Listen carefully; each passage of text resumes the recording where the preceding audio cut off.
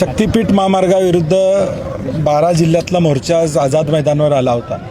आम्ही सन्मान्य मुख्यमंत्री महोदय असतील, सरकार असतील, त्यांना विनंती करतोय की ऑलरेडी नागपूर रत्नागिरी हायवे जातोय, त्या रस्त्याला तुम्ही नवीन रस्ते जोडा।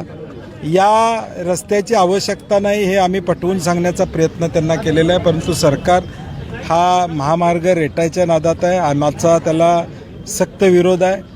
मोजणी आम्ही होऊ देणार नाही अशी आमची भूमिका आहे। आणि जे तीर्थक्षेत्र जोडायचं असं ते म्हणतात, आमची विनंती आहे सरकारला, त्या प्रत्येक तीर्थक्षेत्राला 2-3 हजार कोटी रुपये या ठिकाणी द्या। तिथं येणाऱ्या भक्ताला 1 रुपयामध्ये राहायची व्यवस्था करा, तिथं येणाऱ्या भक्ताला 1 रुपयामध्ये जेवणाची व्यवस्था त्या ठिकाणी करा। 500 रुपयेचा टोल भरून आमचा भक्त आशीर्वाद घ्यायला का पाठवत आहे तुम्ही?